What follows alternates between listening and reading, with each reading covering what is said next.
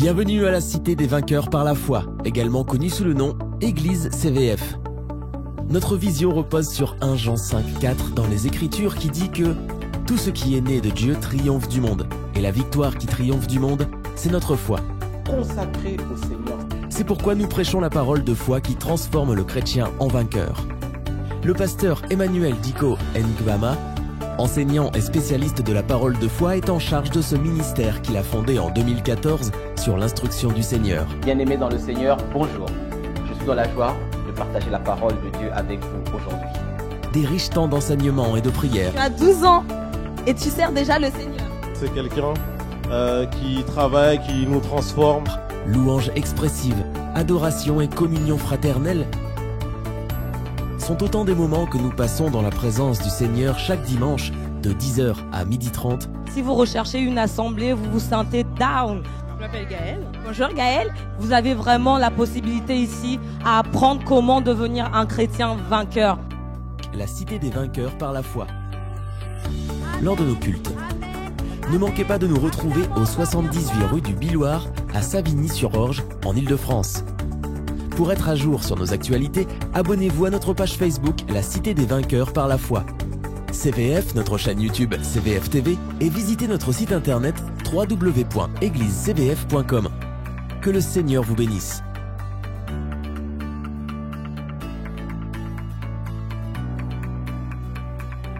Nous croyons que tu donnes, Seigneur.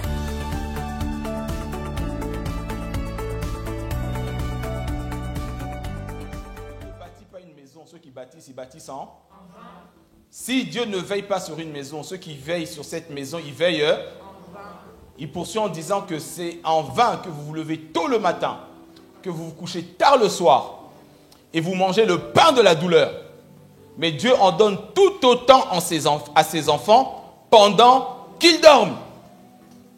En d'autres termes, ça ne nous encourage pas à être paresseux, mais ça veut dire que la faveur de Dieu enlève toute forme d'effort pénible, surnaturel, qui nous font suer et transpirer pour gagner moins que le SMIC. Est-ce que quelqu'un me comprend? C'est pour ça que Proverbe 10, 22 dit que c'est la bénédiction de l'Éternel. Darby dit, c'est ça qui amène à la richesse. Mais nous, les francophones, on confond bénédiction et richesse. Non. Dans la bénédiction, il y a une option qui s'appelle richesse. Est-ce qu'on me suit? Et il poursuit en disant que Dieu ne l'a fait suivre d'aucune peine. Tu n'as pas besoin, avec la faveur de Dieu qui marche dans ta vie, de faire 4 jobs pour avoir le SMIC. Non. La faveur de Dieu te fait propulser et tu vas très vite et très loin. Bon, bref, ne m'amenez pas sur ce terrain. Sinon, je me détourne de mon message. Amen. Ok, on est en train de travailler sur la notion de la famille, les fondations. Le Seigneur nous fait comprendre une réalité, c'est que si l'Église est forte, c'est parce que les familles sont fortes. Et si les familles sont fortes, c'est parce que les couples sont forts. Et si les couples sont forts, c'est parce que les individus sont forts. Est-ce qu'on me comprend? En d'autres termes, la racine qui soutient la société, c'est la famille. Dans la famille, il y a la notion du couple. C'est pour ça qu'on est en train d'étudier cette réalité. Le conseil que David a donné à son fils Salomon, il dit « Apprends à connaître le Dieu de ton père ». Ça veut dire « Marche avec Dieu comme moi j'ai marché avec lui ». Et je disais que l'élément le plus puissant qu'un père peut donner à ses enfants, c'est de leur dire « Suis mon exemple ». La réalité est que beaucoup de pères ne peuvent pas dire à leurs enfants, les yeux dans les yeux, « Suis mon exemple ». Parce qu'eux-mêmes, ils savent ce qu'ils font lorsque la lumière est éteinte. Ça veut dire que quand personne n'est là, soit au boulot, soit à des chrétiens chauves-souris, n'est-ce pas? Plus chauve que souris. Amen. L'apôtre Paul dit, vous avez plusieurs instructeurs, mais un seul père. Et ce qui caractérise le père, c'est lui qui montre le chemin. Il doit dire à ses enfants, suis mon exemple. Alors, ça fait 3 semaines, même 4 qu'on parle de cette réalité. Ce matin, le Saint-Esprit m'a amené à aborder une autre thématique, toujours dans le même domaine. Apprends à connaître le Dieu de ta mère. C'est tellement important. Apprendre à connaître le Dieu de ta mère. Proverbe chapitre 1er, la Bible dit au verset 7, la crainte de l'Éternel, c'est le commencement de la sagesse. Il poursuit en disant, mon fils, écoute les instructions de ton père et suis les enseignements de ta mère. En d'autres termes, le père instruit et la mère enseigne. Encore une fois, on parle du standard divin de ce que doit être un père et de ce que doit être une mère. Je sais que dans toutes les églises, on a des départements des hommes, on a des départements des femmes. On revient sur ces choses-là. Tu vas me dire, voilà, pasteur, j'ai déjà entendu des prédications sur les femmes. C'est sûr que tu vas ouvrir Proverbe 31. Non. Non. Dieu m'a amené à aborder ça autrement. Je ne parlerai pas du chapitre 31 du livre de Proverbes. Mais ce matin, j'aimerais poser les fondements et les fondations du standard divin de la femme selon le royaume de Dieu. Sans indexer personne, sans accuser personne, sans complexer personne, on reste sur la notion biblique, comme j'aime à dire technico-biblique. Parce que nous sommes des techniciens de la parole de Dieu. Amen, amen. Et donc nous allons voir certaines caractéristiques de ce qu'est la femme selon le critère, les standards du royaume de Dieu, parce que nous avons changé d'identité lorsque nous recevons Jésus-Christ dans notre vie comme Seigneur et Sauveur. Et en changeant d'identité, automatiquement, nous devenons citoyens du royaume de Dieu, n'est-ce pas? Et donc ce matin, nous allons commencer dans cela. Et puis, je vais te démontrer combien le rôle de la femme est important pour Dieu. Et combien la femme, selon le critère du royaume de Dieu, fait peur à l'ennemi et est indispensable à la marche dans le royaume de Dieu. Si tu es avec moi, est-ce que tu peux dire Amen? Amen. Et donc ce message, c'est pour les sœurs, mais c'est aussi pour les frères. Est-ce qu'on se comprend? C'est vrai qu'il y a beaucoup de sœurs dans les églises, mais il faut qu'il y ait autant de frères qui comprennent ces réalités. Est-ce qu'on comprend ça, peuple de Dieu? Ok, on va commencer notre étude donc ce matin. Je vais t'inviter à prendre la parole de Dieu avec moi, comme on fait d'habitude. On va prendre ce même verset, on va le prendre dans 3 versions. On commencera par la version second 21, ensuite Summer, et on finira par parole de vie. On va aller dans le livre de Proverbes, chapitre 18, le verset 22. Proverbes, chapitre 18, le 22e verset. Si tu as trouvé, est-ce que tu peux dire Amen? Donc le livre de Proverbes, c'est dans l'Ancien Testament, juste pour info. Sœur Isabelle? Yes. Celui qui trouve une femme a trouvé le bonheur. C'est une faveur qu'il a reçue de l'Éternel. Amen. Quand on dit celui, Dieu adresse ça à tout homme. Dis avec moi, tout homme. Il dit celui qui trouve une femme trouve le bonheur. Ici, la notion de la femme est associée à 2 adjectifs qualificatifs. Bonheur et faveur. Mais je connais beaucoup de frères. N'est-ce pas? Mais dans la vision de Dieu, il dit celui qui trouve une femme. En d'autres termes, la femme selon les critères divins, c'est quelque chose de rare et de précieux parce qu'il faut trouver. Est-ce qu'on me suit? En d'autres termes, ça ne court pas les rues. Il dit celui qui trouve une femme a trouvé le bonheur. Le bonheur, ça signifie l'épanouissement. Mais la Bible va encore plus loin et j'aime beaucoup ce mot-là, c'est pour ça que j'en parlais tout à l'heure. Il dit celui qui trouve une femme a trouvé. Le bonheur, c'est une faveur. Dis avec moi, faveur. Et tu sais que la faveur est l'élément principal constitutif de la bénédiction de l'Éternel. Donc tu peux dire aujourd'hui, si je trouve une femme, frère, j'ai trouvé la bénédiction. Est-ce qu'on est ensemble? Est-ce que les sœurs me suivent toujours? Le même passage dans la version Summer. Que nous dit la parole de Dieu? Qui trouve une épouse trouve le bonheur. C'est une faveur que l'Éternel lui a accordée. Donc ici, on passe du statut de femme à celui d'épouse. Et encore une fois, le terme qui est utilisé ici, c'est le terme quoi? Faveur. Dis avec moi, faveur. Amen. Maintenant, le même verset dans la version parole de vie. Celui qui trouve sa femme trouve le bonheur. C'est le Seigneur qui lui a fait ce cadeau. Ah ah. Ici, ce qui m'intéresse, c'est le terme « sa femme ». Ça veut dire que dans la vision de Dieu, un homme, une femme. Bon, je sais que les frères n'aiment pas dire Amen, mais ça n'en demeure pas moins vrai. Alléluia. On nous dit, dans la version second 21, une femme se meurt épouse. Parole de vie, sa femme. Et parole de vie rend ça bien en disant que sa femme, c'est un cadeau. Amen. Est-ce qu'on me suit toujours? Je parle du standard divin de ce qu'est la femme selon le royaume de Dieu. En d'autres termes, selon les critères chrétiens normaux ou normaux. Normaux, hein, sœur Clarisse? Ok. On va dire, voilà, ça y est, la conjugaison c'est devenu compliqué. Ou les accords, le participe. No way. Amen. Alors, je vais insister sur cette réalité, qu'on se comprenne très bien.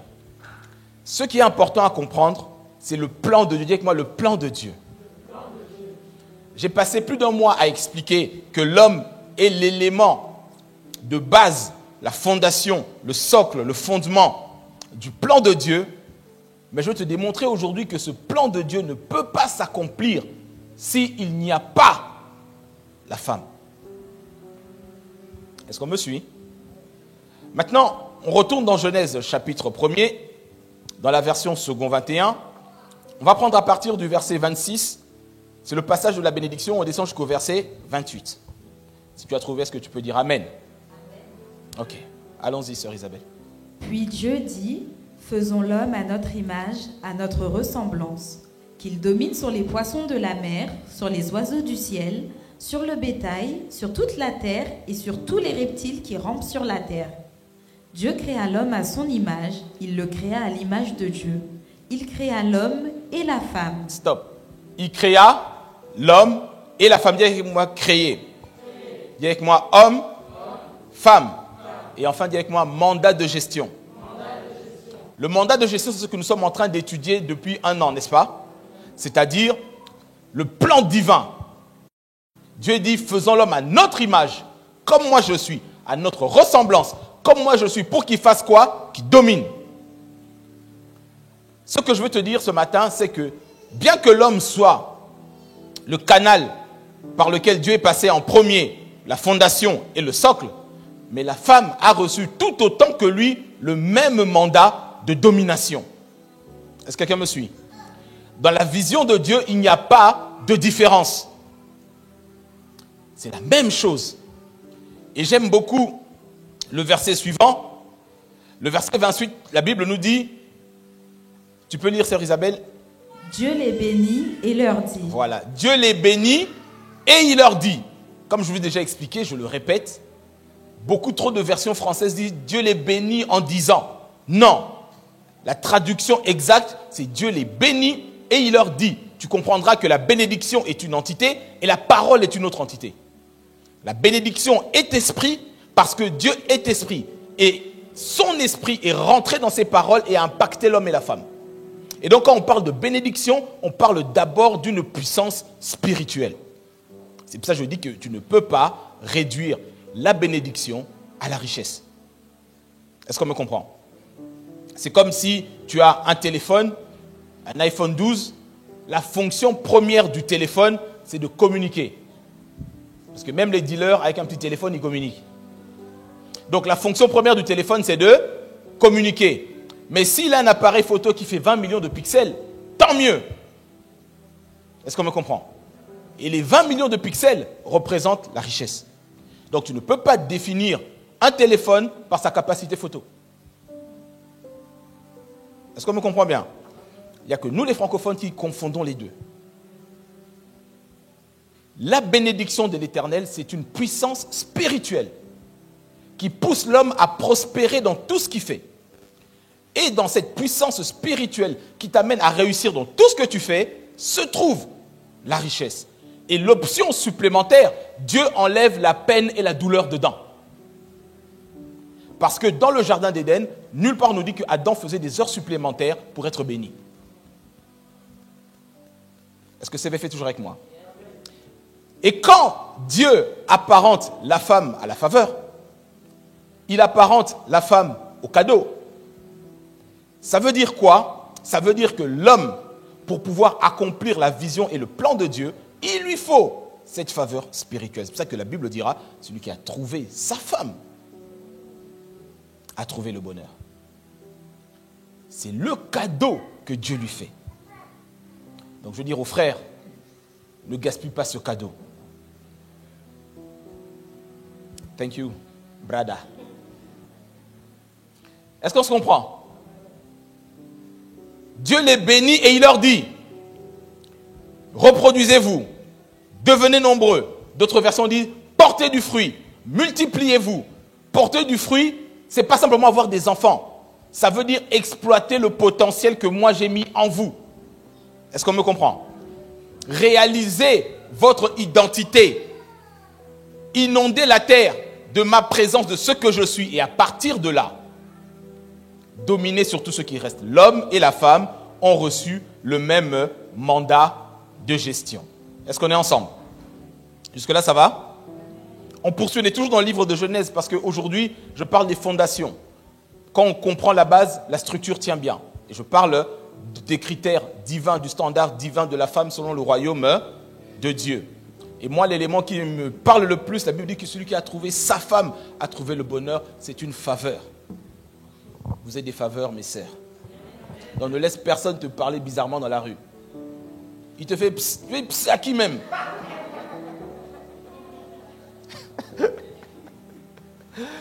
Bon, hein, on ne va pas aller sur ce terrain-là ce matin. Hein. On reste didascalos, ok? Et donc, tu dois être consciente de ton identité, de qui tu es. Alors, lorsque la Bible nous dit dans Genèse chapitre 2 que Dieu a pris l'homme et l'a mis dans le jardin pour le cultiver et le protéger, ensuite, il poursuit, Dieu a fait défiler devant l'homme toutes les créatures de la terre pour que l'homme puisse les nommer et pour qu'il puisse leur donner leur fonction, n'est-ce pas? Et ça nous amène maintenant au livre de Genèse, au chapitre 2 et au verset 18. Alors, avant de rentrer dans ça, il faut bien comprendre cette réalité. Je le répète souvent, mais je vais encore le redire pour qu'on me comprenne bien. On connaît tous ce passage et nous, les frères, en premier, on prie, Seigneur, tu as dit, il n'est pas bon que l'homme soit seul. Chez de Brodosada. Tu rajoutes même de parler en langue, tu trembles un peu, tu dis, là, Dieu m'a entendu. Mais il faut analyser, dis avec moi, analyser. Parce qu'il faut remplir les conditions. Je vous ai toujours expliqué que le monde spirituel fonctionne sur des bases juridiques, légales, très claires, plus rigoureuses que nous. Parce que nous, souvent, on peut faire rentrer les motifs, l'émotion. On dit les motifs? Bon, l'émotion. Très bien, parce que ce matin... Ok. Donc, on fait rentrer les sentiments, comme on dit chez moi. Voilà. Et donc, quand Dieu dit cette phrase, il pense à Adam. Mais il faut regarder quels sont les critères que Adam remplissait. 1. Adam était dans la présence de Dieu. Il travaillait dans le jardin. En d'autres termes, il avait une vision. 2. Adam pratiquait la présence de Dieu. Vie de prière stable. 3. Adam avait un job. Il était en train de fonctionner dans la présence de Dieu. Il était habitué à écouter et à reconnaître la voix de Dieu. Est-ce qu'on me comprend? Et donc, en regardant tous ces critères-là, Dieu a dit non, il n'est pas bon que cet homme-là soit seul. Est-ce qu'on me suit? Donc, Adam était déjà super performant. Toute la création passait et Dieu lui demandait, parce que quand il donne un nom, il transfère l'autorité à Adam. Est-ce qu'on me suit? Nommer bibliquement, c'est posséder. Et donc, il lui faisait posséder toute la création de la terre. Adam était déjà performant. Mais Dieu dit, non, tu dois être encore plus performant. Et pour qu'il soit plus performant, il lui fallait une pièce maîtresse. Est-ce qu'on me suit? Il lui fallait une pièce maîtresse. Alors, Genèse chapitre 2, verset 18 dans la version Parole de vie. Le Seigneur Dieu se dit, pour l'homme, ce n'est pas bon d'être seul. Je vais lui faire une aide qui lui convienne parfaitement. Il n'y a que Parole de vie qui rend ça comme ça. Parce qu'en réalité, on pense que Dieu parle. Mais Dieu se parle à lui-même. Parce que ici la Bible dit, et Dieu se dit. Il parle pour lui-même, il analyse sa création. Il dit non, Dieu, c'est-à-dire le Père, le Fils et l'Esprit, conciliabule. Ils se regardent, ils disent non, il manque quelque chose. Il manque la pièce maîtresse, dis avec moi la pièce maîtresse. Je suis même tenté de dire le chef d'œuvre. Ah, tu dis pas chef d'œuvre, c'est ton problème. Moi je déclare que la femme est le chef d'œuvre de la création de Dieu.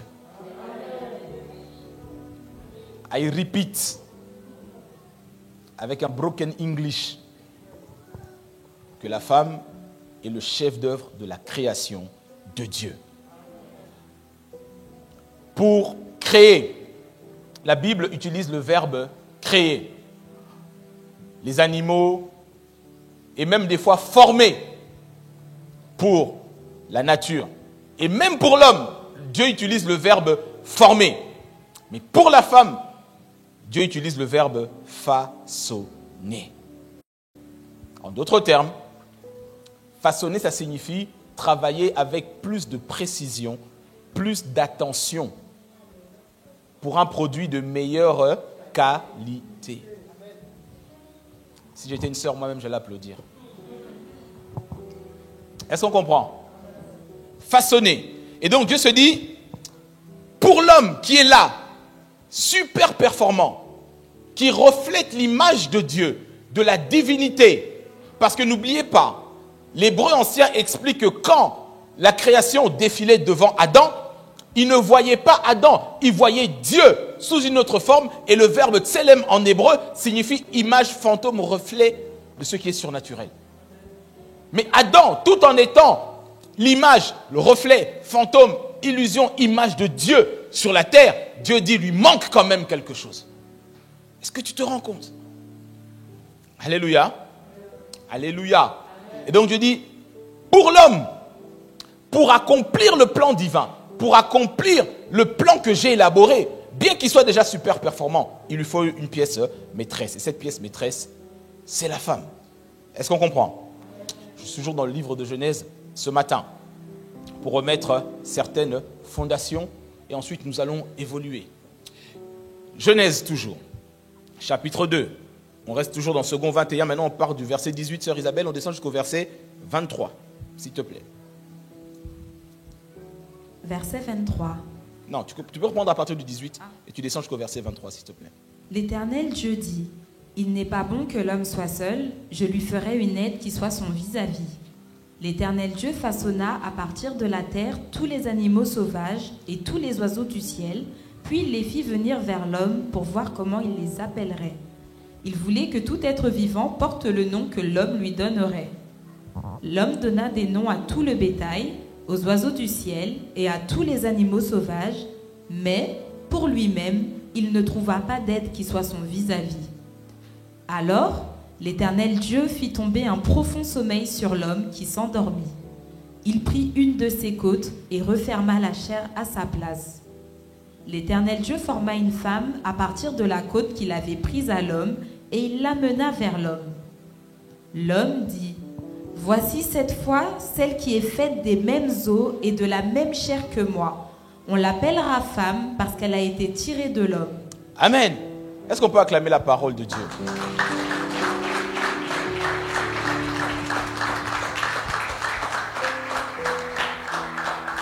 Je vous disais que l'hébreu ancien utilise le verbe façonner plutôt que le verbe former. Parce qu'il a mis plus de temps pour élaborer le chef-d'œuvre. Alors, quel est ce plan? C'est ce qu'on a vu dans Genèse 1er, versets 26 à 28. Pour dominer, il faut comprendre cette réalité. Quand Dieu crée l'homme et la femme dans Genèse chapitre 1er, il les crée esprit. Tous les deux sont esprits. Et ensuite, il forme d'abord l'homme. le contact de la terre avec le souffle qui sort de la bouche de Dieu forme l'être vivant. Est-ce qu'on me suit? Tout en étant rempli de la présence de Dieu, l'homme matériellement ne pouvait pas accomplir au final le plan de Dieu, il lui fallait une aide. C'est comme quand tu vas chez l'opticien, il regarde ton œil, il dit il n'est pas bon que ton œil fonctionne seul. N'est-ce pas? Et on lui ajoute quoi? Malika lui ajoute quoi? Il n'est pas bon que ton œil fonctionne seul. N'est-ce pas? Ça veut dire qu'il est moins performant, il va se fatiguer plus vite, il ne pourra pas atteindre son but s'il n'y a pas un support. Mais ici, c'est différent. Ce qui est extraordinaire, c'est que quand Dieu décide de façonner la femme, en réalité, quand Adam voit, nulle part Dieu lui dit « Je vais te faire une aide ». Adam, il ne parle pas à Adam. On a vu que Dieu se parlait à lui-même. Mais dès que Adam voit, il dit « Ah, ça c'est moi-même sous une autre forme ». Est-ce qu'on se comprend?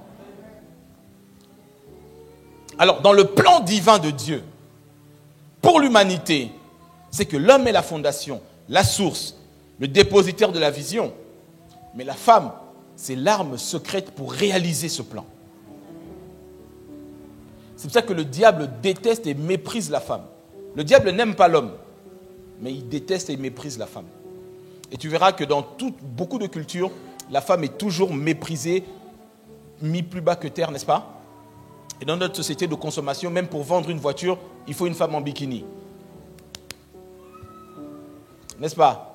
Il cherche à aviliser. Parce qu'il sait que c'est l'arme que Dieu a élaborée pour pouvoir justement étendre la vision et le plan de Dieu sur la terre. Alors, retiens bien, ceci sont des choses qu'on va voir au fur et à mesure. Mais ce matin, c'est encore introductif. Ce qui fait la spécificité, la force de la femme, les éléments qu'elle a en supplément qui permettent à l'homme, quand les deux sont ensemble, d'être une puissance extraordinaire selon la vision, le plan du royaume de Dieu, c'est que si l'homme est celui qui pourvoit, il donne la vision, il a une vie spirituelle stable, il est en communion avec Dieu, il avance avec Dieu, la femme, elle, de son côté, remplit 4 conditions dans la vision même de Dieu. 1, elle a été formatée, disposée par Dieu pour 1, recevoir. 2, refléter. 3, multiplier. Et 4, donner la vie. Je répète. 1, recevoir. Je vous ramène au texte qu'on a vu dans Proverbes chapitre 1er verset 8. On dit, l'homme instruit et la femme fait quoi? Enseigne. Et c'est l'élément qu'on voit même dans la parole de Dieu dans le livre de Genèse. Dieu parle à Adam et c'est le rôle de Adam de pouvoir communiquer l'information à Ève. Est-ce qu'on comprend? Donc, elle reçoit. Et comme elle reçoit, elle a cette capacité, plus que l'homme, à refléter. Quand on parle de refléter, parce que quand elle reçoit, elle tourne ça dans tous les sens. Quand elle a bien tourné cela, elle le multiplie. Elle est capable d'instruire. Et comme elle instruit, elle donne la vie. Ce que souvent l'homme n'arrive pas à faire. Est-ce qu'on comprend? Et donc, le diable est tellement conscient de ça. Si tu regardes encore le livre de Genèse, Satan n'a pas perdu de temps à aller chercher, tenter Adam. Parce qu'il savait que si Ève tombe, Adam tombera. La Bible l'appelle le malin. C'est-à-dire qu'il n'a pas de temps à perdre. Il sait que Dieu a façonné l'homme pour que l'homme puisse être aidé et influencé, soit en bien. N'est-ce pas? Et donc le diable savait que si j'arrive à influencer Ève, c'est terminé, Adam tombera. C'est une force extraordinaire, la capacité d'influencer.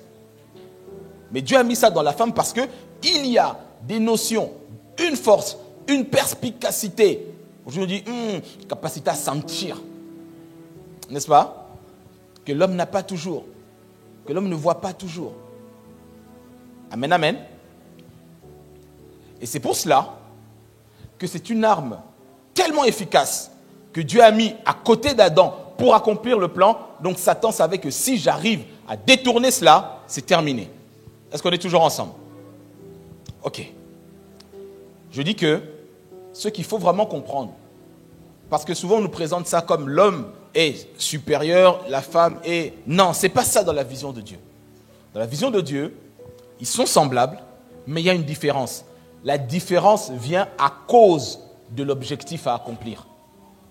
Est-ce qu'on me suit?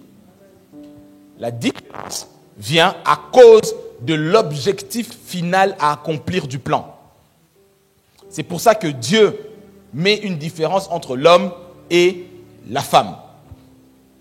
Alors, en Corinthiens chapitre 11, on peut lire le verset 8 et 9 dans la version parole vivante. S'il te plaît, sœur Isabelle. En Corinthiens chapitre 11, versets 8 à 9, je vais prendre le temps d'expliquer un peu ces notions. Je donne beaucoup de versets pour pouvoir expliquer et étayer.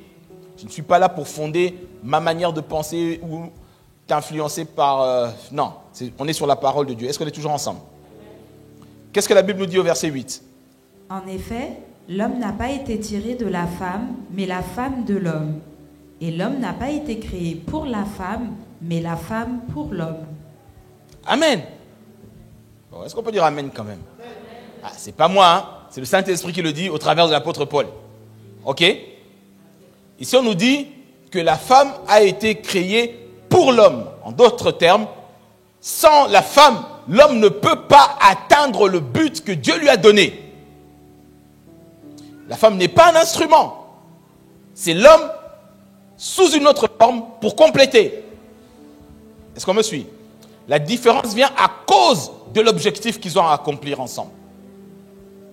Et pas un objet qui vient sur lequel on peut s'asseoir pour t'aider. Non, non, non, non. C'est toi sous une autre forme. Sans cette forme-là, tu ne peux pas atteindre l'objectif. Je vous l'ai dit, Adam était déjà super performant.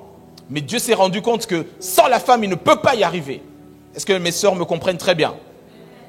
Et donc, puisque l'homme est l'élément que Dieu a tiré, la femme, ça veut dire que l'homme est le pourvoyeur. On a vu ça la semaine passée, n'est-ce pas? Et les autres semaines. La femme a été formatée par Dieu pour recevoir. Recevoir l'attention, recevoir l'affection, recevoir l'amour, pour pouvoir le refléter, le multiplier et redonner la vie. Est-ce qu'on me comprend? Ça veut dire qu'il y a certains frères qui disent « Mais moi je ne comprends pas, ma femme elle est nerveuse, elle parle, c'est comme ça. » La racine, c'est toi, frère. Parce qu'elle, à la base, elle n'est pas quelqu'un qui donne. C'est l'amour du monde qui nous a donné ce schéma-là, que la femme aime plus qu'elle doit donner. Non, non, dans le schéma biblique, c'est d'abord l'homme qui donne. Et ce que tu donnes, elle le reçoit, elle le reflète, elle le multiplie, elle redonne la vie. J'aime ce... Est-ce qu'on comprend? Éphésiens 5, 28. Parole vivante. J'espère pour toi que tu es en train de bien noter. Je donne les versets pour t'équiper. Qu'on ne vienne pas avec des théories bizarres t'embarquer là. Tu lui montres la Bible. Même si les pasteurs vont dire « Ah, tu connais, hein? » Tu dis « Oui. » Éphésiens 5, 28. Et même plus haut, la Bible dit « Marie, aime ta femme comme Christ a aimé l'Église. » L'Église, c'est vraiment l'image de ce qu'est l'épouse et la femme.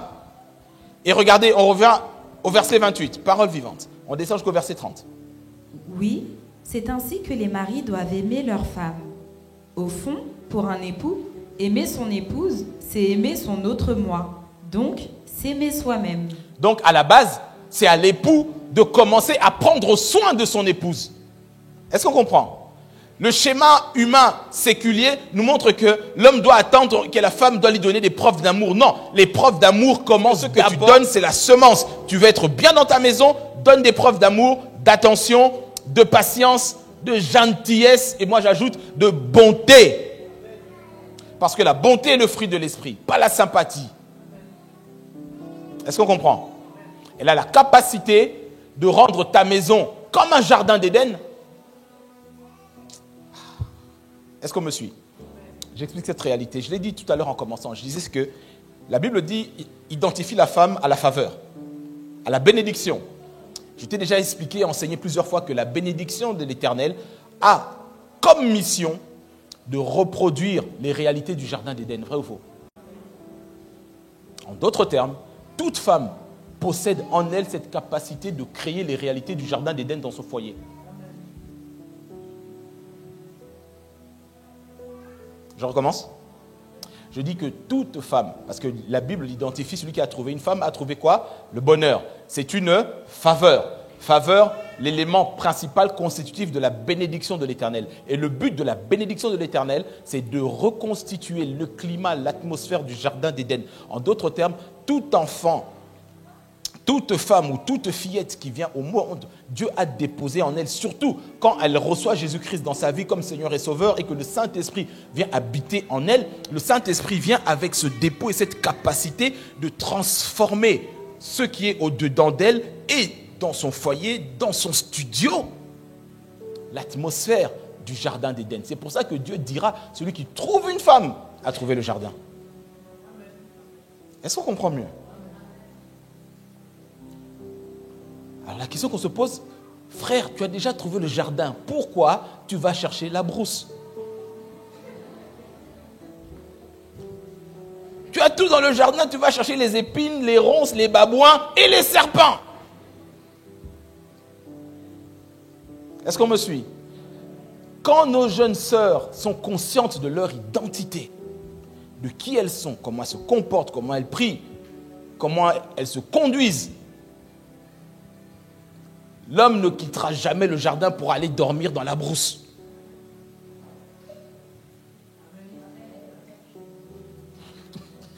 Je continue ou j'arrête? C'est bon? Je continue, frère. Toi, d'ailleurs, tu dois te marier, donc écoute bien. Il n'y a aucune raison que tu quittes le jardin pour aller dormir dans la brousse. Si le frère en vient à supporter les épines plutôt que toi, quand tu dors dans la brousse, des fois il y a des mambas noirs qui circulent, les cobras. Ils préfèrent ça que rester avec toi.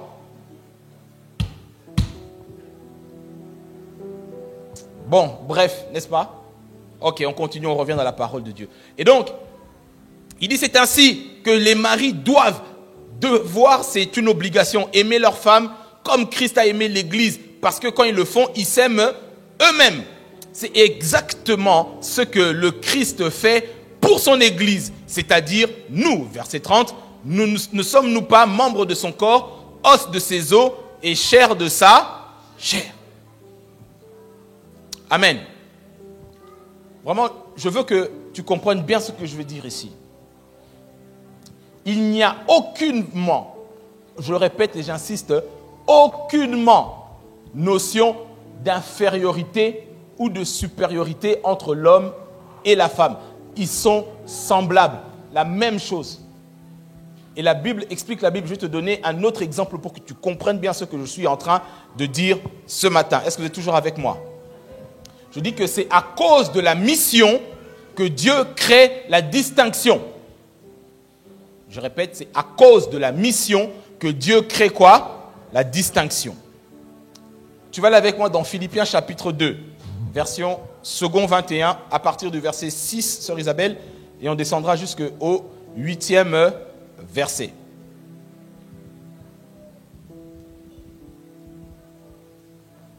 Philippiens 2, verset 6. Lui qui est de condition divine. Le lui là, c'est Jésus-Christ, n'est-ce pas? On comprend? Ok. Jésus-Christ donc qui était? On est dans Songo 21, vas-y. Lui qui est de condition divine, il n'a pas regardé son égalité avec Dieu comme un butin à préserver, mais il s'est dépouillé lui-même en prenant une condition de serviteur, en devenant semblable aux êtres humains. Ok. Donc ici, la Bible explique cette réalité. Le Père, le Fils et le Saint-Esprit, n'est-ce pas? C'est une seule personne, une seule entité qui s'exprime différemment. Mais la Bible nous explique qu'à cause du salut, à cause de l'objectif de nous gagner, Christ, reviens encore, remonte au premier verset qu'on a lu, s'il te plaît. Il est de condition divine. Et ici, on parle d'égalité avec Dieu. Ça veut dire qu'il était tout comme Dieu. Mais pour nous gagner, il s'est restreint dans un corps humain. Mais ça ne voulait pas dire que Christ était inférieur à Dieu. Est-ce qu'on me comprend? Ça veut dire que l'homme et la femme, quand Dieu les a créés, ils étaient pareils, égaux et semblables. Dans Genèse chapitre 1, versets 26 à 28, Dieu créa homme et femme, il les créa à son image et à sa ressemblance. Mais pour l'objectif de la mission, comme Christ a pris la forme humaine, Dieu aussi a scindé que la femme devienne Ève. Je ne sais pas si j'ai perdu quelques-uns. C'est bon, c'est bon? Si tu es avec moi, si tu comprends, lève la main que je comprenne. Sinon, je recommence rien que pour toi. Sans Gaël, je recommence pour toi. Non, ça va. Ok, donc, lui qui était de condition divine n'a pas regardé son égalité avec Dieu comme un butin à préserver. Ça veut dire quoi? Qu'il n'a pas voulu conserver ça à tout prix. Mais, continue le verset suivant, il s'est, vas-y. Mais il s'est dépouillé lui-même en prenant une condition de serviteur, en devenant semblable aux êtres humains. Reconnu comme un simple homme. Tu vois ici on dit quoi? Simple, d'égalité avec Dieu, il est devenu simple. Je répète, d'égalité avec Dieu, il est devenu simple. Mais ça ne suffit pas tout autant qu'il avait perdu sa nature divine. Est-ce qu'on comprend? C'est-à-dire que la mission autorise la distinction. Je ne vais pas utiliser le terme séparation, je dis distinction. Est-ce qu'on se comprend? Ok. Donc, reconnu comme un simple homme. Continue. Il s'est humilié lui-même en faisant preuve d'obéissance jusqu'à la mort, même la mort sur la croix. C'est lui-même qui a pris la décision de descendre comme ça. Ça veut dire que pour le bien de la mission, Christ s'est scindé. Pour le bien de la mission, Dieu a scindé le côté de l'homme pour façonner la femme. Une plus-value, parce que Dieu, tout en étant Dieu, ne pouvait pas sauver l'homme sans que l'homme ait quelqu'un qui soit semblable à lui. Je ne sais pas si vous me suivez, je pars trop loin en théologie, là c'est bon, c'est bon? Ok. Je parle toujours de la femme, mais je prends le temps d'expliquer ces choses-là. Sinon, on peut simplement dire que voilà et on s'arrête là. Non, je prends le temps d'expliquer pour qu'on comprenne. C'est la distinction, donc nulle part. Celui qui viendra vous vendre un évangile, parce que j'appelle ça vendre, parce que c'est un commercial qui fait ça, c'est un vendeur d'aspirateurs. Vous dire l'homme est supérieur et la femme est inférieure, ce n'est pas biblique. Je répète, ce n'est pas biblique. Il y a une distinction de responsabilité à cause de l'objectif à atteindre, oui, mais la nature est la même et semblable. Est-ce qu'on est ensemble? Revenons à Éphésiens chapitre 5, version parole vivante. Paul refait ce parallèle. On va commencer du verset 32 et 33, s'il te plaît, sœur Isabelle. Le mariage est certes un grand mystère, mais derrière ces paroles se cache une vérité encore plus profonde. L'union du Christ et de l'Église, dont la réalité humaine n'est que le symbole. Donc, le mariage humain. N'oubliez pas que le mariage est la première institution dans le jardin. Avant qu'il y ait l'Église, avant qu'il y ait des diacres, avant qu'il y ait des pasteurs, Dieu a établi cela. Et avant même qu'il y ait la famille, il y avait le mariage. C'est-à-dire l'homme et la femme, deux entités, n'est-ce pas? On a parlé de l'homme, maintenant nous regardons les critères de la femme. Et l'Église est cette image-là entre Christ et l'Église, Adam, Ève, homme et femme. Verset 33 maintenant. Quoi qu'il en soit, sur le plan humain, que chaque mari parmi vous aime sa femme comme son propre moi, que chaque épouse estime et respecte son mari. Tout le mariage se résume là. Toute relation homme-femme est résumée dans un seul verset. Et j'aime comment Paul introduit ça dans la version parole vivante. Quoi qu'il en soit. En d'autres termes, il n'y a plus besoin d'argumenter ou de discuter. Tout se synthétise dans ça. Ici à CVF, avant le mariage, il y a un parcours d'une dizaine de leçons, une année de préparation. Mais je peux résumer cette année de préparation en un seul verset. Alors tu me dis, mais pasteur, qu'est-ce qu'on fait alors? Il dit, on travaille, frère. Il dit, quoi qu'il en soit, toute la réalité de la vie de couple et du mariage se résume dans ce seul et unique verset. Marie, aime ta femme comme ton propre moi.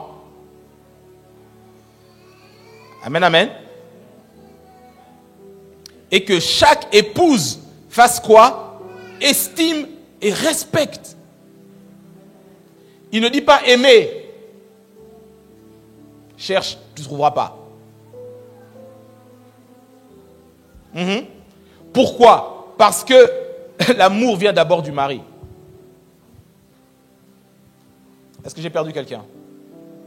N'oublie pas, j'ai dit que la femme a été façonnée par Dieu pour recevoir, refléter, multiplier et créer la vie. Et l'amour vient d'abord de l'homme. C'est la fondation, c'est lui qui fournit cela par l'attention, l'amabilité, la bonté, la parole de Dieu. La femme reçoit cela et de son côté, elle estime et respecte son mari comme nous aimons, nous respectons et nous craignons Dieu. Est-ce qu'on est ensemble?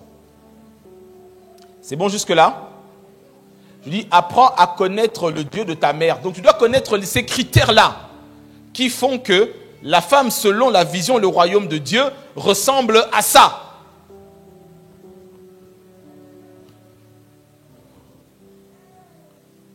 Alors, on revient à 1 Corinthiens chapitre 11, second 21. 1 Corinthiens chapitre 11. On va prendre le 3e verset dans la version second 21. Je veux cependant que vous sachiez ceci. Christ est le chef de tout homme, l'homme est le chef de la femme, et Dieu est le chef de Christ. C'est les fondations qu'on est en train de mettre. Paul explique cette réalité. Au premier verset de ce chapitre, il dit « Soyez mes imitateurs comme moi-même j'imite Christ ». En d'autres termes, un homme digne de ce nom, chef de son foyer, est un imitateur de Jésus-Christ. N'est-ce pas? Et on dit que ce même Jésus-Christ a pour chef Dieu. Et l'homme a pour chef, la femme a pour chef l'homme, Christ, Dieu. Le problème qui se pose, c'est que toi, jeune femme, jeune épouse, jeune fille, si tu n'as pas comme référent ou comme chef, entre guillemets, parce qu'ici quand on utilise le terme chef, c'est plus dans le sens de couverture spirituelle. Quelqu'un qui ne craint pas Dieu, c'est là qu'il y a un problème. C'est pour ça qu'épouser un païen, même s'il est gentil, c'est un problème. Parce qu'il ne reconnaît pas Christ comme son chef. Même s'il dit « je respecte ta religion ». C'est une phrase qui m'insupporte, mais au plus haut point. Je respecte tes croyances, je suis tolérant. Non. Tu es né de nouveau ou pas, frère? Arrête de tourner autour du pot. Être né de nouveau, c'est-à-dire avoir reçu Jésus-Christ dans sa vie comme Seigneur et Sauveur. C'est pour ça que Paul dit « Soyez mes imitateurs, frères, comme moi j'imite Christ. » Et comme j'imite Christ, à ce moment-là, quand tu es avec moi, tu es sous la couverture de Christ. Mais si moi je ne suis pas sous la couverture de Christ, je suis sous la philosophie, sous la bien-pensance. Moi j'aime la nature, je suis vegan. Est-ce qu'on me suit? C'est là qu'il y a un problème. Maintenant, que doit faire une femme selon le standard divin? Parce qu'il peut arriver que tu as connu ton mari, vous n'étiez pas chrétien, mais que toi tu te convertisses. N'est-ce pas? Qu'est-ce qu'il faut faire à ce moment-là? La Bible explique et répond à ce genre de questions. Alors, on va lire un autre passage qui explique cela. J'aime beaucoup les épîtres de l'apôtre Pierre, parce que Pierre, quand Jésus l'a appelé, il était déjà chef de famille. Les réalités du mariage, il connaissait. D'ailleurs, sa belle-mère était déjà malade. Je suis sûr que c'est à cause des problèmes financiers de Pierre qu'elle était malade. Elle était déjà malade, Jésus l'a guérie, n'est-ce pas? Ok. Alors, on va lire 1 Pierre chapitre 3, dans la version second 21 toujours. Ce matin, je reste beaucoup sur ça. Tu peux commencer à partir du premier verset, on descendra jusqu'au verset 6. 1 Pierre chapitre 3, dans la version second 21. Voilà. Et on commence à partir du premier verset, on descend jusqu'au verset 6. Vous de même, femmes, soumettez-vous à votre mari. Ainsi, ceux qui refusent de croire à la parole pourront être gagnés sans parole par la conduite de leur femme. Amen. La soumission, ça veut dire que même si ton mari est un païen virulent, c'est ton témoignage et ta conduite qui va le gagner. C'est pas en mettant des t-shirts « Jésus sauve, Marie païen ». Non. Non. Est-ce qu'on me suit? Même s'il est païen et qu'il insulte ton Dieu, qu'il insulte ton pasteur, ce que tu ne dois pas accepter ni tolérer. Mais il dit « respecte ».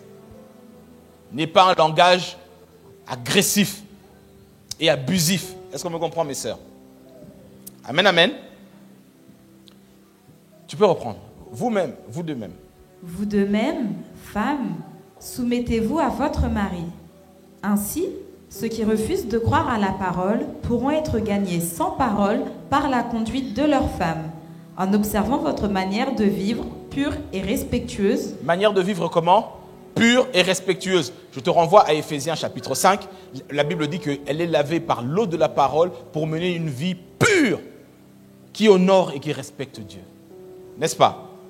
Donc c'est la puissance, encore une fois ici, du témoignage. Et quand je parle du témoignage, je parle de la notion de la crédibilité. Parce qu'il t'observe, même s'il ne prie pas, il n'aime pas les choses de Dieu, mais toi tu prétends que tu pries. Ce n'est pas parce que tu ouvres la Bible que ça va l'impressionner. C'est ton comportement au quotidien. Est-ce que tu reflètes ce qui est écrit dans ce livre de vie? Est-ce qu'on me suit? C'est pour ça que l'apôtre Pierre utilise cette formule. Il dit,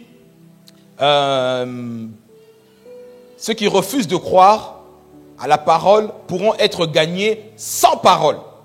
Est-ce que quelqu'un peut dire avec moi sans parole? Ah, ok. Verset 3, sœur Isabelle. Que votre parure ne soit pas une parure extérieure, cheveux tressés, ornements d'or ou vêtements élégants, mais plutôt celle intérieure et cachée du cœur, la pureté incorruptible d'un esprit doux et paisible, qui est d'une grande valeur devant Dieu. Amen, amen.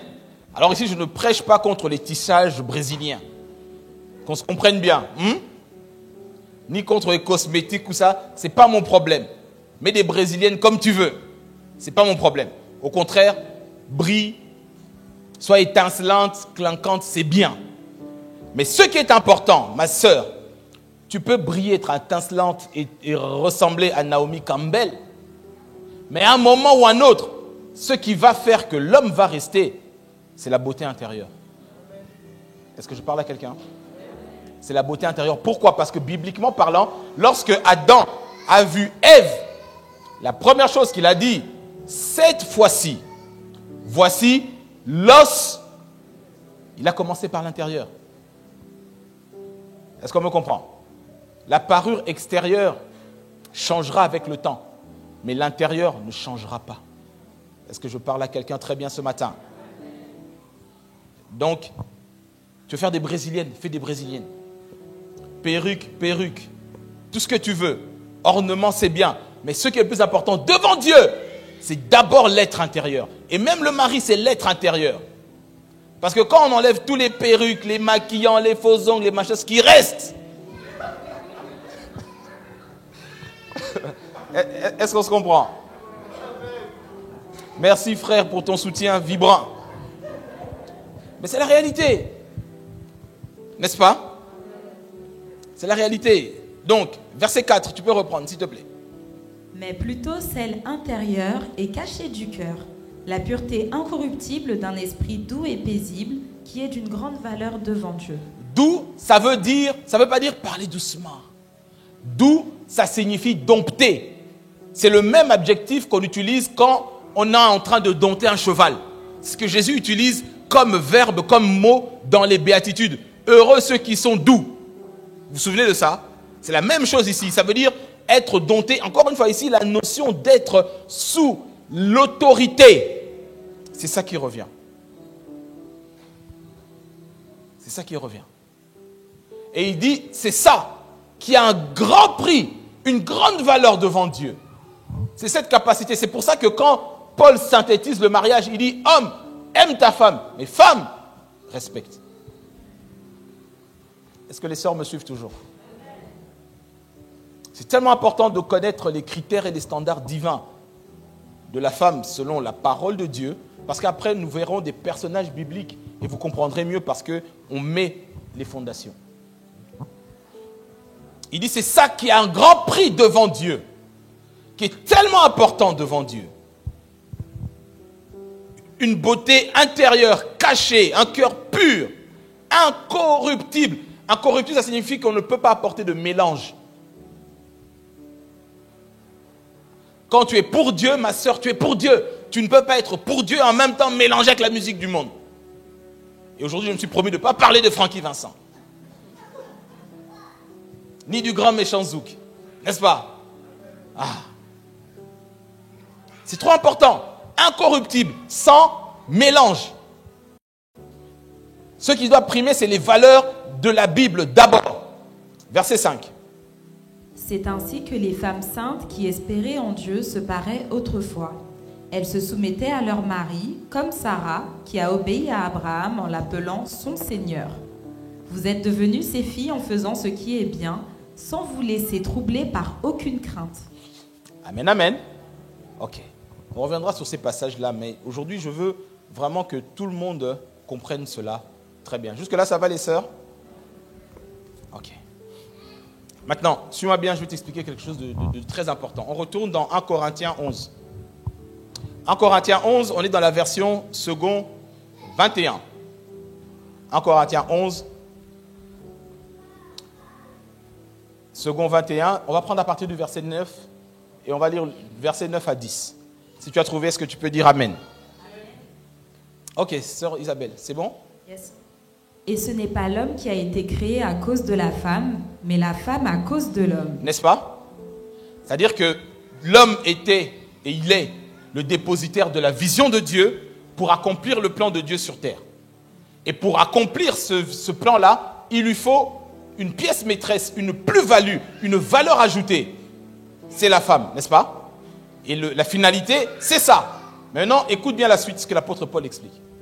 Voilà pourquoi, à cause des anges, la femme doit porter sur la tête une marque d'autorité. Dis avec moi, à cause des anges.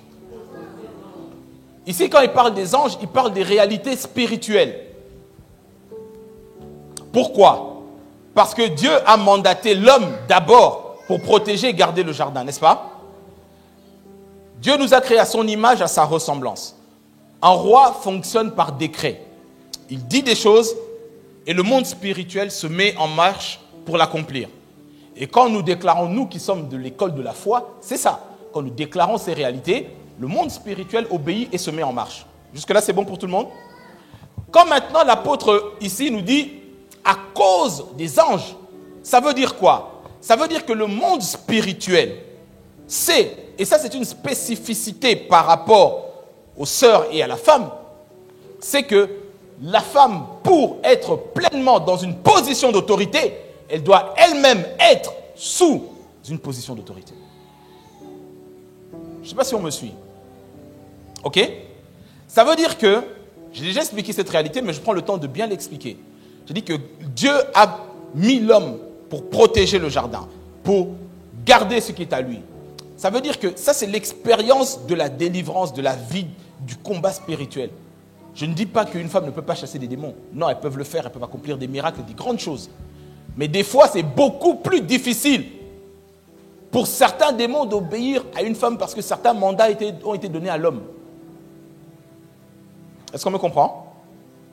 Et quand Paul ici, il dit à cause des anges, c'est-à-dire que le monde spirituel regarde qu'une femme qui est rebelle, qui est hautaine, qui n'est pas soumise à l'autorité spirituelle, aura beaucoup de mal. Je ne veux pas dire qu'elle ne peut pas prêcher ni avancer, elle pourra le faire, mais elle aura beaucoup de mal. Et c'est la même chose en réalité pour les hommes, parce que ce qu'on dit ici pour la femme, ça vaut aussi pour l'homme, parce que l'homme est soumis à Christ de la même manière. Est-ce que tu es toujours avec moi? Cela veut dire que ma soeur, quand tu viens à l'église et que tu as insulté ton mari comme un poisson pourri, et que tu viens, tu commences à chasser les démons, je te le dis, le démon, il ne part pas. Est-ce qu'on comprend? C'est une réalité. La Bible ici, il dit, à cause des anges, il y a une réalité que nous devons comprendre et maîtriser, nous, enfants de Dieu, et surtout les sœurs.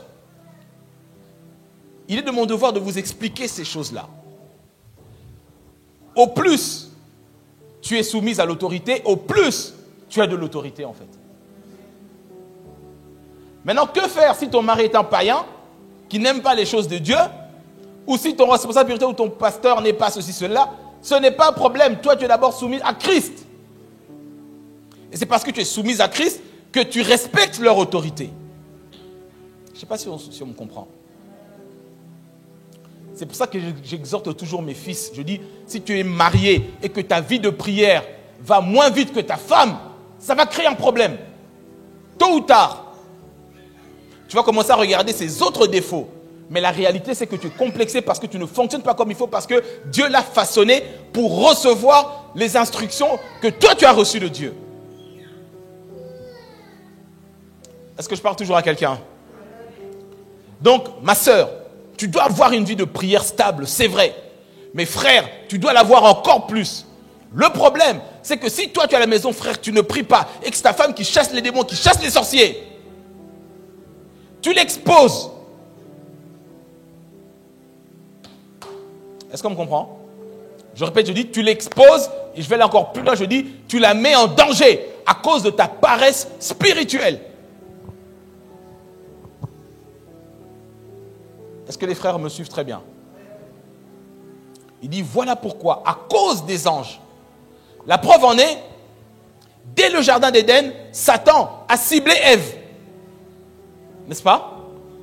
Satan a ciblé Ève à cause de ça. Dès le jardin d'Éden. Parce que c'est une question d'être sous la couverture spirituelle.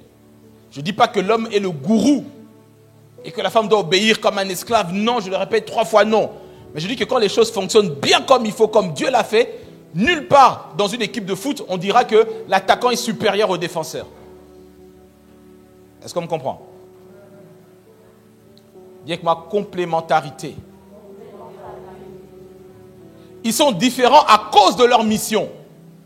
Dans une équipe, ceux qui attaquent ont une autre mission. Ceux qui défendent ont une autre mission. La mission de l'homme, c'est de pourvoir à la vision, d'être la base, la fondation. Mais en réalité, celle qui est sur le terrain au quotidien, c'est la femme. Est-ce qu'on me comprend? Je vais même aller encore plus loin. Pourquoi? À cause des anges. C'est cette réalité spirituelle. Et souvent, on me dit, mais pasteur, je ne comprends pas pourquoi dans nos églises, il y a plus de femmes que d'hommes. Parce que Dieu a façonné la femme, elle a plus rapidement accès à la foi que l'homme. Est-ce que je répète? Je dis que la femme a plus rapidement accès à la foi que l'homme. Pour une simple et bonne raison. C'est que l'homme fonctionne sur la base d'abord de l'intellect et de ce qu'il voit. Tandis que la femme fonctionne d'abord sur la base de ce qu'elle entend et de ce qu'elle ressent. Est-ce que c'est toujours ensemble? Je recommence. Je dis, l'homme fonctionne d'abord sur la base de la réflexion, l'intelligentsia là. Ok? Et de ce qu'il voit. Oh, moi je suis logique, oh, moi je suis cartésien, oh, je suis concret, t'es païen. La femme fonctionne et est plus sensible. C'est une réalité. D'ailleurs, frère, pour gagner le cœur de ton épouse, tu as d'abord commencé à parler, vrai ou faux? Merci. Et parler. Parce que la femme est sensible à ce qu'elle entend.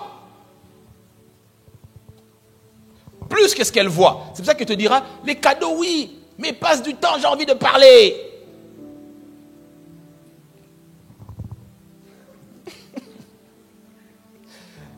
N'est-ce pas les frères?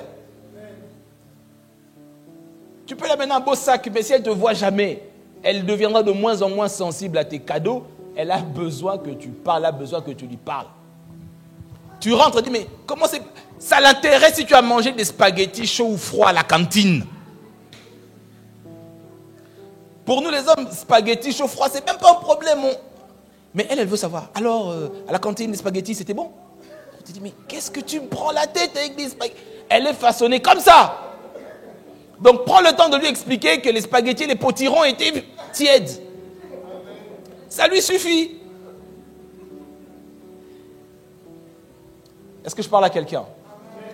Mais ce qui est extraordinaire, c'est que la capacité d'entendre, la Bible ne dit pas que la foi vient de ce que tu vois. Est-ce qu'on comprend mieux? La foi ne vient pas de ce que tu vois, la foi vient de ce que tu... Ce que tu entends descend dans ton cœur. Et ce qui descend dans ton cœur réveille les émotions et les sentiments. C'est pour ça qu'au lieu de dire que les femmes sont trop émotives, sensibles, que c'est une faiblesse, mais en réalité, quand elles savent bien utiliser ça, c'est une force. Est-ce qu'on comprend? Nous, les hommes, il faut du temps. On calcule un peu, on regarde les tenants et les aboutissants. Comme on dit aujourd'hui, le rapport qualité-prix, avantage, risque, bénéfice. Et tu dois voir, dis non, moi je dois voir. Non, la foi, c'est d'abord, elle s'entend. C'est pour ça que les femmes sont beaucoup plus sensibles à l'évangile. Et non seulement cela, parce qu'elles entendent, elles peuvent à ce moment-là s'accrocher jusqu'au bout. Quand Jésus était crucifié, combien de frères étaient là? Il y a déjà des sœurs qui me disent N'est-ce pas? Et je méditais sur ça, on aura l'occasion d'en revenir. Encore une fois, pour ça que je parle de pièces maîtresses. Comment expliquer que le Christ ressuscité est d'abord apparu, a réservé sa première apparition à une femme qui était en train de pleurer, il essuie ses larmes. Est-ce qu'on se comprend, peuple de Dieu? C'est à cause de ça que l'ennemi déteste et méprise la femme. Parce qu'il sait que quand la femme remplit pleinement son rôle, consciente de son identité, frère, c'est une plus-value que tu ne peux pas imaginer. Tu ne peux pas imaginer. C'est une réalité. Je sais que dans le ministère ici, s'il faut partir à la guerre, il y a des sœurs qui partiront avec moi plus vite que des frères. Ne me poussez pas à dire des noms. C'est la réalité. Des fois, les frères, il faut négocier. Mais les sœurs, c'est du tac au tac. Ils disent, pasteur, d'accord, on y va. Et après, les frères, d'abord, pasteur, explique-nous d'abord. Comment ça se fait? Et dis à quelqu'un, la foi vient de ce que l'on entend. Amen. Est-ce qu'on comprend mieux? C'est pour ça que moi, mon gros du travail, c'est avec les frères. Les frères. C'est pour que les frères soient forts. Quand les frères sont forts, l'église est très forte. Mais maintenant, avec les sœurs, le souci, c'est que quand elles deviennent prisonnières de leurs émotions, là, il y a un problème. Est-ce qu'on comprend? Parce que la vie de la foi n'est pas une émotion. La foi n'est pas un sentiment. La foi est esprit. C'est une puissance spirituelle qui provient de la parole révélée de Dieu. Alors que beaucoup de sœurs, lorsqu'elles sont dans la joie, elles prient. Lorsqu'elles sont dans des problèmes, elles ne prient plus. La foi n'est pas un ressenti. Constamment, constant. Comme l'amour agapé. Dans le couple, lorsque la femme est prisonnière des émotions et des sensations, elle reste dans l'amour philéo et romantique, qui lui est un sentiment et une sensation. Alors que Dieu nous dit d'aimer la femme, non pas sur la base du romantisme, mais sur la base de l'amour esprit, qui est l'amour agapé. Et c'est là où l'Église doit expliquer ces réalités. Et c'est là où les femmes et les sœurs de cette Église sont fortes, parce que vous connaissez ces réalités-là. Donc, tu ne peux pas te brader au premier païen venu. Est-ce qu'on se comprend? Tu ne peux pas, j'utilise bien le terme, te solder pour te marier, rentrer dans la compromission au premier païen venu qui met juste une couleur de chrétien. Ça part avec la première douche. Est-ce qu'on se comprend? C'est pour ça que la foi arrive très vite dans le cœur des sœurs plutôt que chez les frères. Parce qu'elle fonctionne sur la base de ce qu'elle entend. La preuve en est que quand un frère veut chercher à... Il commence par parler, n'est-ce pas? Oh, mais tu sais, Alexis, il m'écoute. Alexis, il a du temps pour moi, il comprend mes problèmes. Alexis est un loup-garou. Un loup déguisé en agneau. Est-ce qu'on me comprend, mes sœurs? Donc, si ton mari n'a pas de temps pour ça, qu'est-ce que la Bible nous enseigne? Je prends l'exemple de la reine Esther. Son mari, païen totalement, n'est-ce pas? Mais qu'est-ce qu'elle a fait? Elle est allée frapper plus haut, frapper à la porte plus haut. Elle allait toucher le cœur de Dieu et que Dieu touche le cœur de son mari pour la situation des Juifs. Donc je veux dire à une sœur, à encourager quelqu'un. Si ton mari est plus insensible que le roi Assyrius et que Nabuchodonosor, Dieu est plus grand que Nabuchodonosor. Donc toi, par ton comportement, par ton attitude, tu dois frapper à la porte du roi des rois qui, lui, la Bible dit qu'il tient dans sa main le cœur des rois et les incline comme il veut.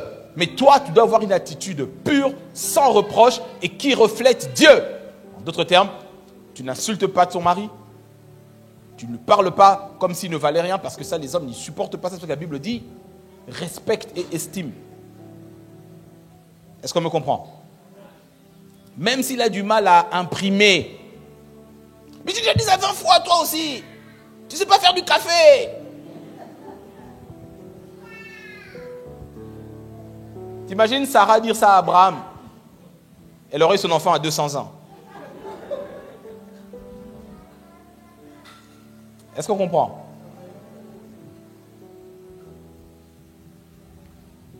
Standard divin de ce qu'est la femme. Donc la Bible dit, à cause des anges, la femme doit fonctionner sous une couverture spirituelle. C'est ça que ça veut dire. C'est pour ça que je l'ai expliqué l'autre jour, que quand tu maries ta fille, elle passe de ta couverture spirituelle paternelle à un autre. Et c'est pour ça que la Bible dit que l'homme quittera son père et sa mère. La Bible ne dit pas que la femme quitte son père et sa mère.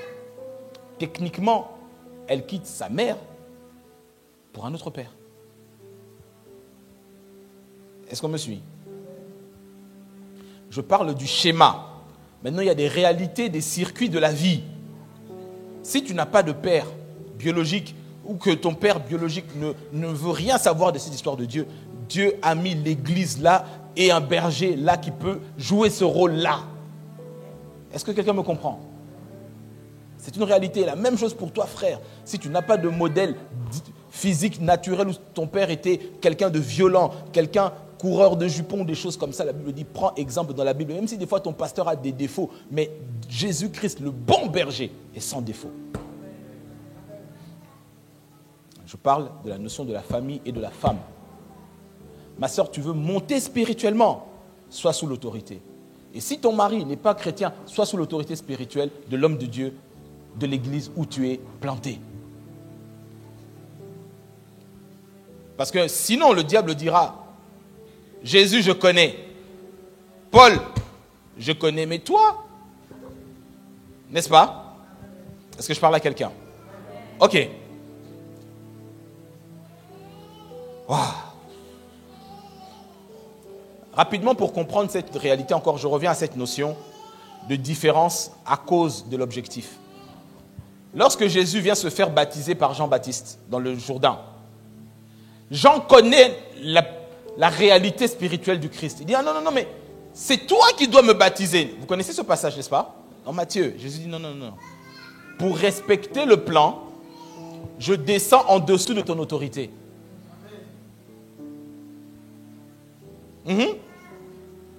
En gros, c'est ce qu'il dit. D'autres versions disent, faisons ce qui est juste. Oui, ça a résumé. Mais en réalité, Jean, en voyant Jésus, savait que lui, c'est l'agneau de Dieu, c'est Dieu. C'est lui qui doit me baptiser. Mais Jésus dit non. C'est jamais l'inférieur qui baptise le supérieur, ça n'existe pas. Est-ce qu'on comprend? Et c'est à cause de cette soumission, la Bible dit que lorsqu'il a été baptisé, le ciel s'est ouvert. Le Saint-Esprit est descendu. Et Dieu a dit, celui-ci est mon fils bien-aimé.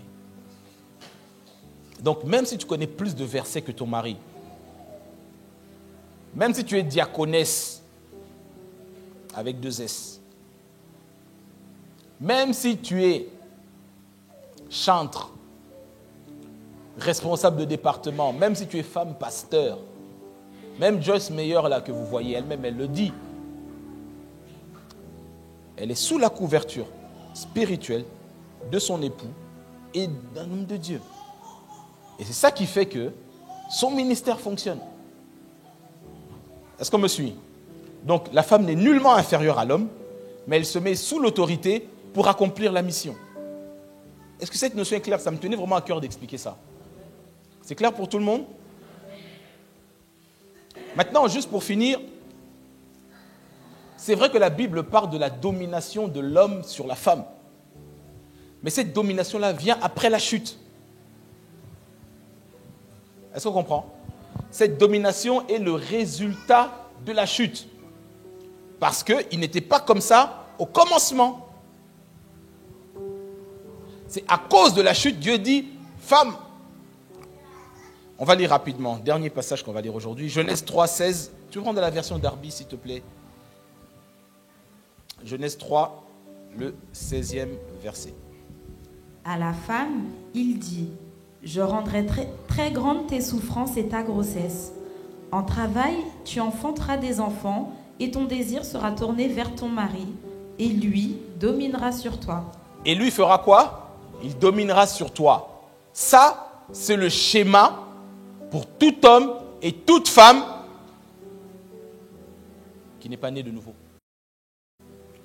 Parce que Christ est venu rétablir quoi? Est-ce que vous êtes avec moi? Hein? On termine. Christ est venu rétablir ce qui était avant la chute. Ça veut dire qu'avant la chute, il n'est pas question de domination. C'est ce que le monde, on voit aujourd'hui.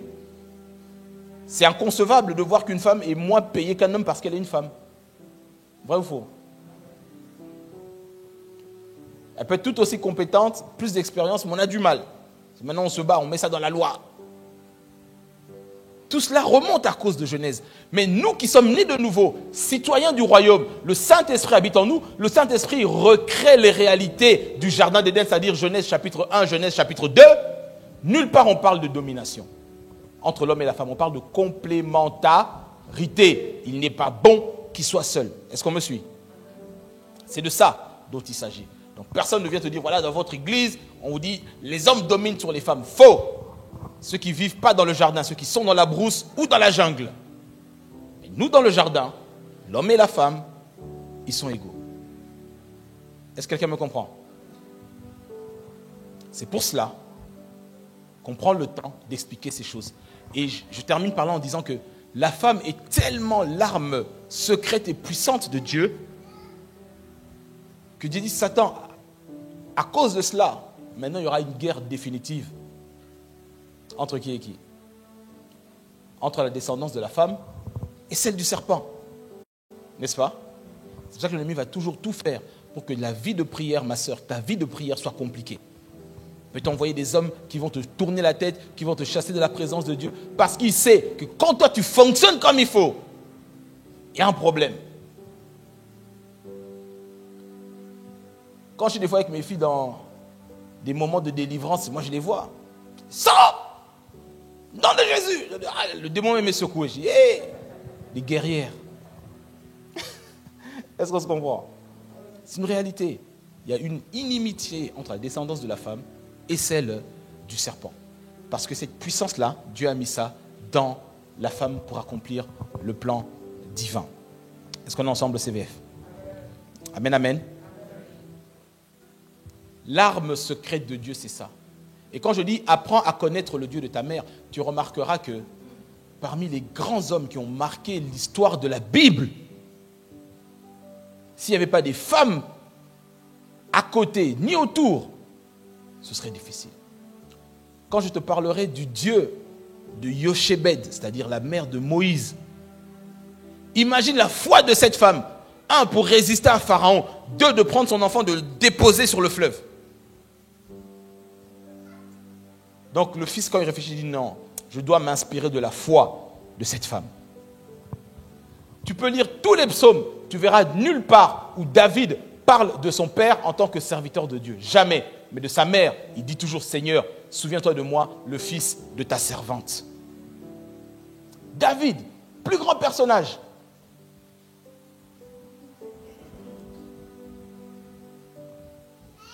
J'ai parlé de Jésus à la croix. Pierre, disparu. Matthieu, disparu. Mais les maris de Magdala étaient là. N'est-ce pas? Quand je te parlerai du Dieu de la mère de Rufus, celle qui était une mère spirituelle pour Paul, une femme noire africaine, Moïse, entouré de femmes qui l'ont aidé à faire son ministère. Non, frère, tu ne peux pas ne pas connaître ces réalités-là. Est-ce qu'on me suit? C'est pour ça que la Bible dit, apprends à connaître le Dieu de ton père. Et je rajoute, apprends à connaître le Dieu de ta mère. Est-ce que tu étais béni ce matin, frère? Est-ce que tu étais béni, ma sœur? Alléluia.